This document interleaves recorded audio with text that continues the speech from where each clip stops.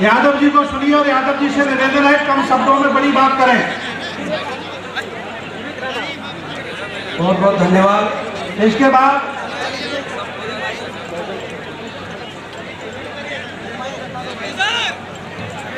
इस आयोजन में देश विदेश से आए हुए आप सभी सम्मानित लोगों को मेरा क्रांतिकारी जय भीम जय मंडल है, इंकलाब जिंदाबाद है। आज 9 अक्टूबर को सबसे पहले मैं माननीय कांशीराम को याद करना चाहता हूं, जिनका आज स्मृति दिवस है, जिन्होंने उत्तर भारत में खासकर डॉक्टर अंबेडकर और सामाजिक न्याय की लड़ाई को एक सामाजिक सांस्कृतिक आंदोलन की शक्ल में जमीन पर उतारने की एक बेहद विस्तृत कोशिश की। और इस तरह के हर मंचों पर एक बात बोलना बहुत जरूरी है कि ये सम्मेलन जिस दौर में हो रहा है, ये दौर हमारे सामने चुनौतियों का है, जश्न मनाने का नहीं। और ये चुनौतियां इस बात की हैं कि आज जितने भी लोग, हम जैसे लोग जाने कहां खोए हुए थे,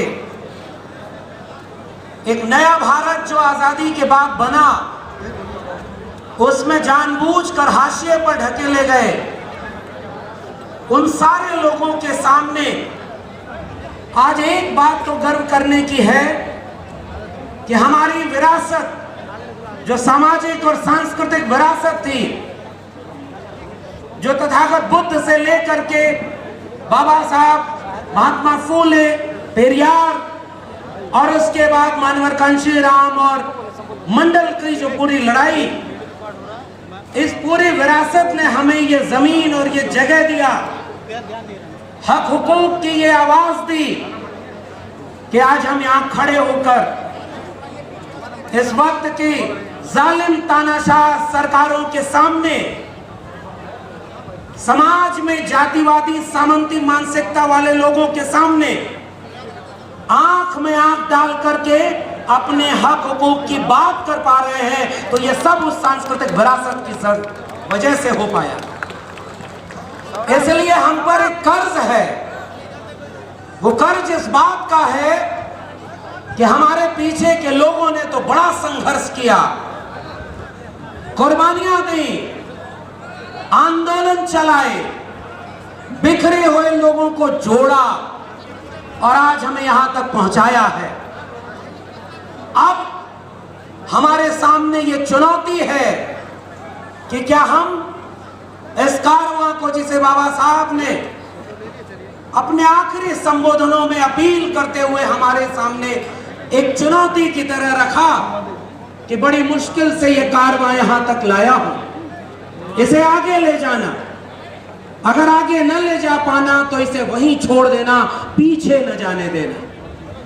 मेरे लिए इस मंच पर खड़े होकर उस चुनौती, उस हकीकत से आपको रूबरू कराने का मन है कि साथियों, हमारे सामने हमारे संघर्षों का हजारों साल पुराना कारवां, जिसके दम पर हम यहां तक पहुंचे, आज हमारी आंखों के सामने वो मीलों पीछे ले जाया जा रहा है। और इसलिए इस मंच पर खड़े होकर मुझे लगता है कि एक ही वादा करने की जरूरत है कि ऐसे वक्त में हमारी जिम्मेदारी क्या है।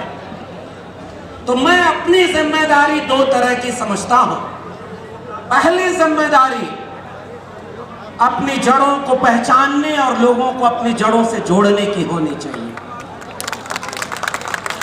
और यह बात हमारे पुरखों ने कह दिया है कि जब जिन समाजों की सामाजिक और सांस्कृतिक जड़ें गहरी नहीं होती, उनकी राजनीतिक जड़ें भी मजबूत नहीं हो पाती।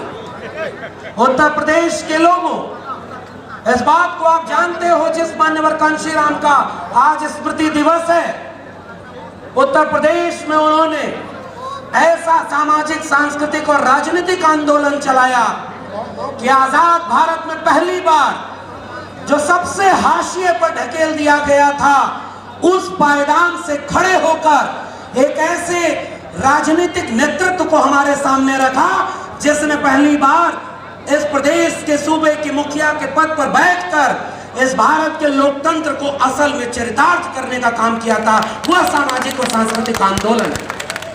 मगर आज हमारे सामने चुनौती है साथियों, हमारे सामने वो तमाम तरह का दृश्य है जो आपको अपने बच्चों को जड़ों से न जुड़े होने के नाते उन्हें बरगलाने में कामयाब हो जा रहा है। वो उन्हें पाखंडी बना रहे, वो अंधविश्वासी बना रहे, वो कर्मकांड में फंसा रहे। और जब भारत का संविधान लिखा गया, उस समय एक भरोसा इस नए मुल्क में नागरिकों के सामने रखा गया था कि अनुच्छेद 51A के तहत इस देश को हम तर्क, विज्ञान और वैज्ञानिक चेतना से संपन्न करेंगे। और जिस तथागत बुद्ध को हम याद करते हैं, मेरे लिए बुद्ध एक विचार का नाम है जिनके मूल में प्रज्ञाशील करुणा के साथ तर्क, विवेक है। और अफसोस यह है कि आज हमारी पीढ़ियों को, नौजवानों को कांवड़ ढोने से लेकर मूर्ति पूजा और अंधविश्वास में फंसाकर यह दावा किया जा रहा है कि हम सब हिंदू हैं। इसलिए पहली चुनौती कबूल करिए कि पहली चुनौती इस बात की है कि अपने इतिहास को, अपने जड़ों को अपने घरों तक पहुंचाइए। और वह चुनौती तब साकार होगी जब इन सारे लोगों के लिखे हुए को, उनके विचारों को यानी किताबों के जरिए घर घर पहुंचाया जाएगा। वरना गमले में लगे हुए पौधे एक वक्त के बाद मुरझा जाते हैं। इन पौधों को जमीन में लगाइए ताकि उनकी जड़ें अपने आप फैलती चली जाएं और एक विशाल वृक्ष बने। और दूसरी सबसे बड़ी बात जो कह करके मैं इस मंच पर अपनी बात खत्म करूंगा, वो चुनौतियों की है। जब इतिहास आपकी पीढ़ियां नहीं जानेंगी तो वो पाखंडी बनेंगी, आप उन्हें रोक नहीं पाएंगे। और अगर इतिहास जान जाएंगी, वैचारिक धारा पर खड़ी हो जाएंगी, तो वो एकाकी बात करेंगी। और पहली बात यह है कि तमाम तरह के जातिगत और जो छोटे छोटे समूह बन गए हैं, उनको एक करने की जरूरत है। और जब एक कर लेंगे तो आगे चुनौती मुझे एक ऐसे भारत की दिख रही है जिसे सांप्रदायिकता की आग में जलाया जा रहा है। रोज हिंदू मुस्लिम